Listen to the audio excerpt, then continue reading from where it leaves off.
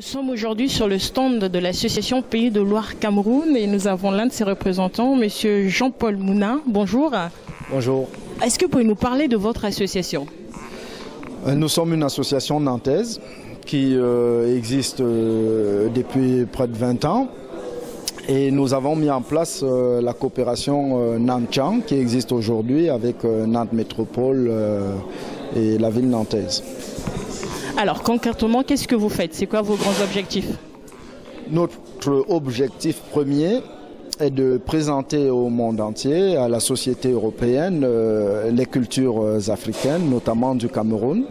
Et nous avons choisi de mettre en place une coopération pour présenter déjà la culture de l'ouest du Cameroun, qui comprend plusieurs chefferies traditionnelles des royaumes, qui existent avant l'arrivée des Européens chez nous.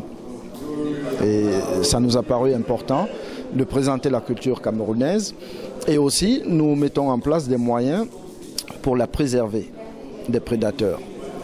Alors concrètement, qu'est-ce que vous faites sur place au Cameroun? Au Cameroun, nous avons réalisé pendant cette coopération le musée des civilisations que vous avez vu, dont vous avez vu des panneaux. Nous avons réalisé des cases patrimoniales qui permettent en fait d'accueillir les habitants, des Européens, tous visiteurs en fait.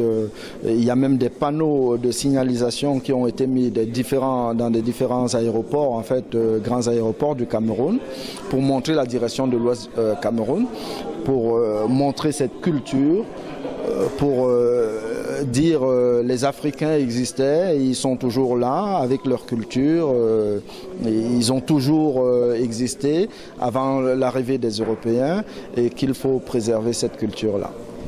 Alors vous avez un musée de la culture dont vous nous avez parlé. Aujourd'hui, je voulais savoir la problématique qui tourne autour des masques africains qui se trouvent en Europe. Est-ce que vous luttez pour que tous ces trésors d'Afrique reviennent, par exemple les trésors camerounais reviennent au Cameroun? Alors, moi personnellement, aujourd'hui, je ne suis plus pour la lutte. Je préfère que d'autres associations qui peuvent le faire le fassent. Et il est vraiment important qu'ils le fassent. Moi, aujourd'hui, je me bats pour préserver ce qui reste. Parce que on va nous distraire et les pilleurs de l'Afrique vont continuer à piller. L'essentiel aujourd'hui, pour moi, c'est de préserver ce qui reste. Le patrimoine matériel et immatériel. C'est pour ça qu'on trouve dans les musées dont nous avons construit, des projets que nous avons mis en place, ce qui existe, ce que les chefs ont. Alors quand nous mettons tout cela en place, nous demandons aux chefs de conserver tout ce qu'ils ont. Ils sont obligés de le garder. Quand nous faisons un musée communautaire dans la chefferie, ils gardent avec lui et nous formons des gens pour conserver. Nous travaillons avec le musée du Quai Branly, qui permet de former, nous avons des étudiants en formation pour préserver en fait notre patrimoine. Moi je me bats pour préserver ce que j'ai déjà. Ce qui a été volé depuis des années, ils vont continuer à chercher à voler. Il y a des associations en France qui ont plus de masques que les Africains qui vivent en Afrique. Vous avez contacté ces associations ? Vous savez, je ne perds pas beaucoup de temps avec ces voleurs. Ce qui m'intéresse, c'est de garder ce que j'ai déjà. Parce que si je ne le garde pas, ils trouveront toujours des moyens pour nous distraire et puis le voler. Donc ce qui m'intéresse, c'est garder ce que j'ai. Alors face à la misère et à la pauvreté, comment réussir à convaincre un Camerounais de ne pas vendre quelque chose, un bien, un patrimoine du pays?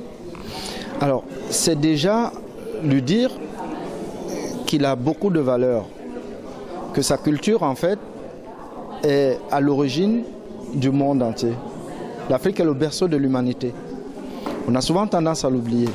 Quand les Européens sont arrivés, ils ont en fait pris ce que nous avions comme richesse. Ils nous ramènent cela. On nous parle beaucoup de Dieu, on nous parle de tout.